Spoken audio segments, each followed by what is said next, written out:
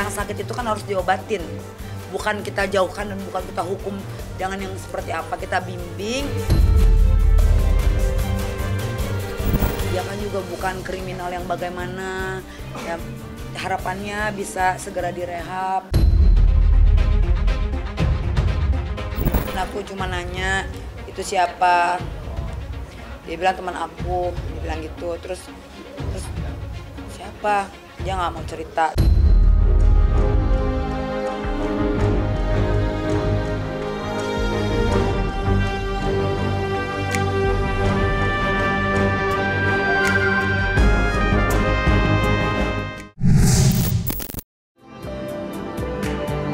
Ditahannya musisi kenamaan Virgon atas dugaan penyalahgunaan narkoba masih menjadi sebuah kisah pilu yang begitu dalam melukai hati keluarganya hingga sampai saat ini. Ya, usai sang pelantun lagu Surat Cinta untuk Starla itu diciduk aparat kepolisian pada tanggal 20 Juni 2024 lalu, air mata Eva Manurung selaku sang ibunda tampak tak berhenti bercucuran. Bagaimana tidak? Putra yang begitu ia banggakan kini terancam dijebloskan ke dalam jeruji besi. Dan hal itu pula yang membuat Eva Manurung dan putri sulungnya Feby Carol harap-harap cemas menantikan kelanjutan nasib hukum sang musisi. Menariknya, Feby Carol dan Eva Manurung dikabarkan tengah memendam asa untuk mengupayakan rehabilitasi kepada Virgon. Lantas, seberapa besarkah peluang Virgon untuk direhab dan lolos dari dinginnya lantai tahanan? Serta benarkah pula, diam-diam Feby Carol dan Eva Manurung telah bergerak demi mengupayakan rehabilitasi untuk Virgon? Itu kan baru rencana dan harapan. Moga-moga aja bisa berjalan, disetujuin, kan kita kan namanya mencoba ya gitu. Tapi untuk pastinya belum, karena ini masih proses, belum sampai ke arah sana, mungkin sebentar lagi ya. Ya doain mudah-mudahan lah. Ya harapannya bisa cepat direhab, terus udah gitu juga biar dia juga detox badannya, jadi pikirannya juga nggak ke situ lagi gitu. Jadi juga bisa lebih jernih gitu berpikir, terus menjauhi itu semua, hidup baru, bisa berkarya lagi. Yang paling penting sehat dulu, terus juga pikiran juga positif ya, itu yang harus dijaga. Karena kalau kita badan udah drop, pikiran udah nggak jelas, itu penyakit datang semua. Dan untuk perkembangan kasusnya sampai saat ini masih terus dalam proses pemeriksaan, dan kami juga sudah melakukan penggeledahan ulang di TKP di kosan saudara PTP.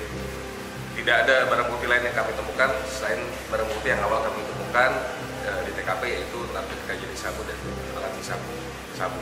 Apapun yang terjadi kan semua kan harus mengikuti. Jadi kita lebih mengikuti aja. Memang kalau yang terjadi seperti itu ya udah kita terima gitu loh. Itu sih.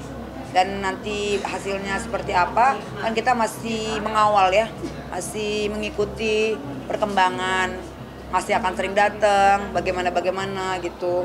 Sejauh ini sih gitu. Pokoknya harapan keluarga bisa cepat direhab, itu sih intinya. Iya, sepertinya harusnya direhab itu, karena kita nggak tahu kan itu kayak gitu kan, kerusakan di mana kita nggak ngerti. Intinya adik saya kan korban. Jadi korban itu kan kalau memang kondisinya seperti itu, ada hak juga untuk direhab, diobatin gitu, supaya normal kembali dan bisa beraktivitas dengan baik dan normal. Itu sih harapannya, semoga nanti bisa dapat keringanan ya, dan jauh lebih baik lagi. Itu sih. Sampai saat ini kondisi kesehatan dari saudara PTP dan saudari PA dalam kondisi sehat, di mana kemarin juga sudah kami lakukan tes kesehatan terhadap kedua orang tersebut, dan kedua orang tersebut dinyatakan sehat, dan hasil tes urinnya dinyatakan positif menggunakan narkotika jenis sabu atau kedepannya. Soal pengguna itu tentang takarannya dia. Jadi kalau pengguna itu pasti kurang dari 5 gram untuk jenis narkotika heroin, sabu, kokain, dan ekstasi dan seterusnya. Tapi kalau untuk bahan psikotropika yang dari tanaman, nah itu 5 batang. Orang sakit itu kan harus diobatin, bukan kita jauhkan dan bukan kita hukum dengan yang seperti apa, kita bimbing. Dan harapan aku juga untuk kepolisian supaya bisa memberikan keringanan untuk adikku. Semoga harapan keluarga, dia kan juga bukan kriminal yang bagaimana ya, harapannya bisa segera direhab gitu keluarga. Kan dia juga kan ada riwayat sakit ginjal, udah 3 kali kan ginjalnya kan bermasalah. Aku khawatir kalau dia lama di dalam gitu kesehatannya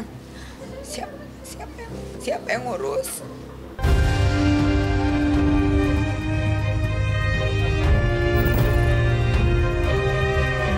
Jika Virgon harus merasakan pedihnya ombak musibah serta pedasnya cibiran masyarakat, hal yang berbanding terbalik justru tengah dirasakan oleh sang mantan istri, yakni Indara Rusli.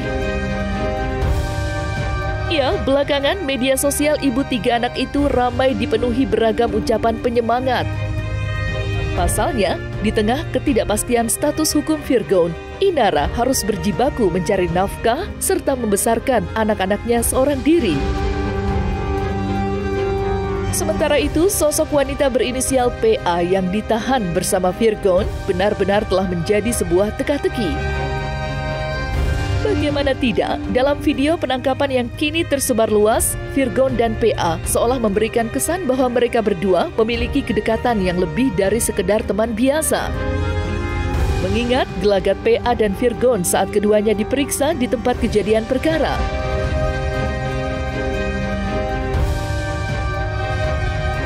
Lantas siapa sebenarnya sosok wanita cantik berinisial PA itu?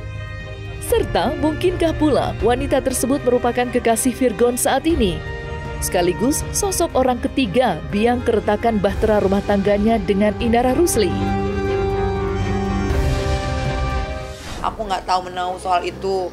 Dan aku tidak pernah kenal, aku tidak pernah bertatap berpapasan ataupun tahu, lihat fotonya aja aku baru dari media. Kalau dilihat-lihat dari foto kelihatannya usianya masih sangat muda ya, gitu, di bawah istrinya, mantan istrinya lah. Aku nggak kenal, itu orang yang baru yang dia kenal. Aku nggak kenal siapa dia, dan dia juga tidak memperkenalkan itu sosok perempuan itu, dan aku juga nggak mau kenal juga karena dia bukan istrinya kan. Jadi untuk menjaga hal-hal yang nggak enak nanti terjadi, lebih baik memang kita tidak bertemu. Aku lebih fokus ke adik aku lebih fokus bagaimana caranya membantu adikku, itu sih. Saya membuat asam lambung saya naik. Saya sesak napas 2 kali. Karena harapan saya tahu anak saya lagi mengalami goncangan hidup tentang keluarganya. Saya nggak bisa ngomong apa-apa. Saya cuma bisa rangkul anak saya. Saya bilang berubah ya nak, berubah ya.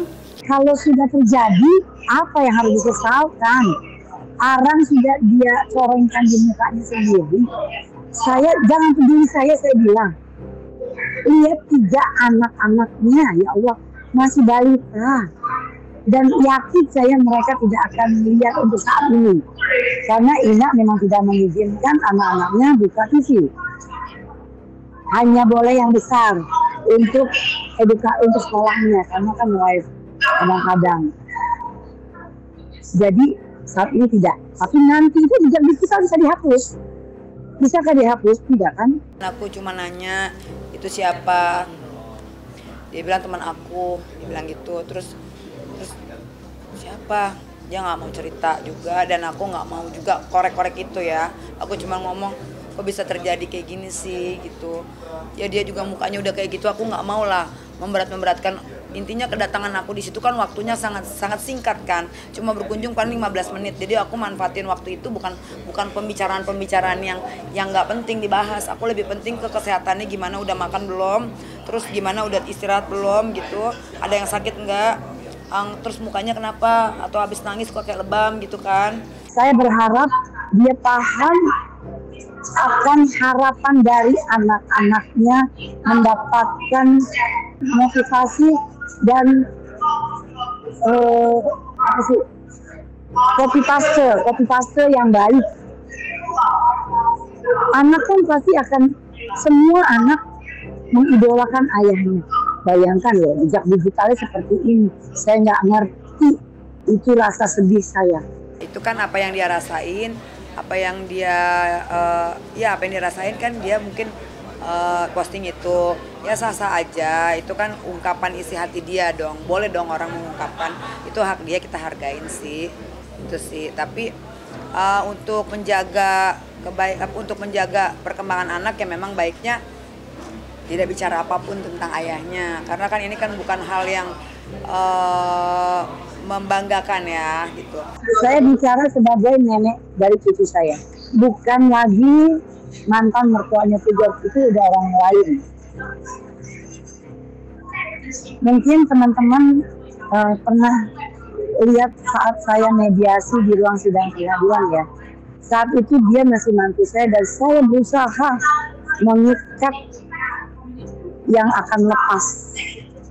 Ya, dua belah pihak punya keputusan sendiri yang menurut kita sebagai orang tua itu keras kepala. Tapi nggak apa-apa, saya hormatin keputusan mereka. Saat ini sudah orang luar. Kalau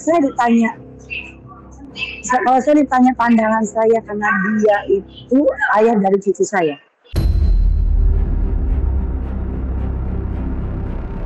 Tak dapat dipungkiri memang, kehidupan Virgon belakangan ini seolah tak henti diterjang musibah yang datang silih berganti tanpa henti.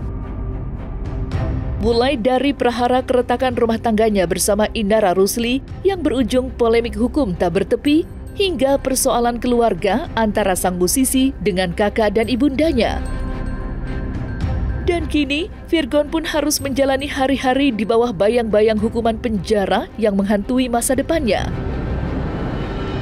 Lantas mungkinkah pedihnya luka di tengah badai masalah membuat Virgon jengah dan terjerumus barang-barang haram itu? Serta bagaimanakah pula Baby Carol menanggapi hal tersebut? Dia itu memang lagi dalam kondisi yang mungkin lagi banyak pikiran. Sebenarnya juga nggak bagus lari ke sini, aku tidak membenarkan ya. Tapi memang namanya juga manusia kan. Semua orang ada hilaf gitu kan. Ya gimana ya, nasi udah jadi bubur juga. Nggak usah disesalin juga, ambil hikmahnya dari permasalahan ini. Mungkin memang teguran. Aku juga berterima kasih kepada kepolisian yang sudah dengan hal ini, dengan kejadian ini ada banyak hal yang bisa diambil. Atau juga kan memang public figure kan harus memberikan contoh yang baik kepada masyarakat. Jadi dengan kejadian ini aku berterima kasih bahwa adik aku tidak semakin jauh melangkah.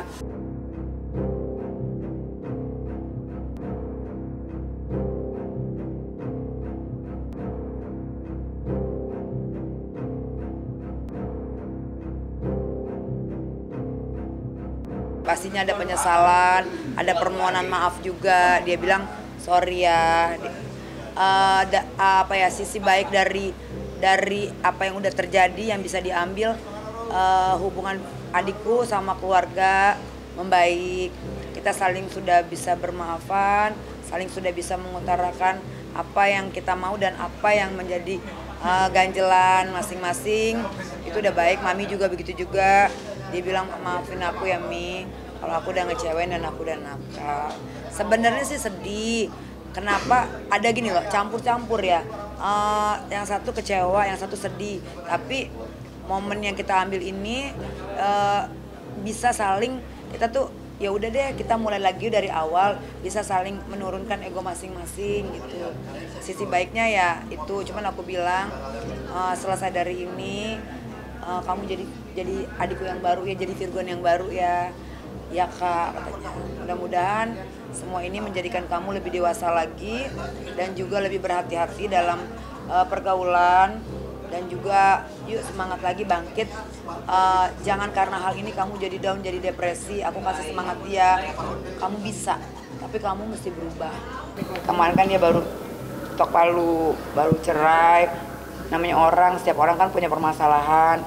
Intinya dia nggak spill satu persatu, tapi intinya dia lagi pusing gitu, dia lagi stres gitu. Mungkin mohon maaf ya mungkin kecewa juga sih sebagai seorang keluarga. Kenapa harus seperti ini. Tapi ya namanya hidup harus terus berjalan. Apapun itu, kadang-kadang kita ada di part yang nggak enak, ya gimana kita menyikapinya. Ya aku nggak mau ngejudge, karena memang setiap orang juga bersalah. Aku juga nggak sempurna. Aku berharap yang terbaik untuk adik aku. Mungkin ini jalannya Tuhan untuk bisa nanti dipersatukan lagi antara keluarga.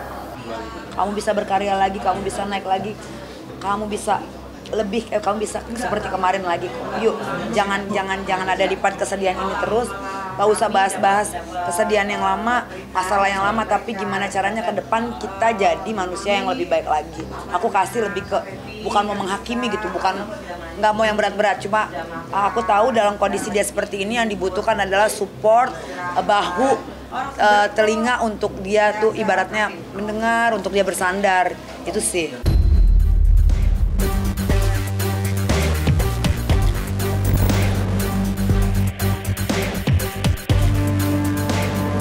Nah, selesai sudah Cumi Lovers, saksikan terus Cumi Camp In-Depth, kabar lengkap, mendalam, dan akurat dari narasumber terpercaya.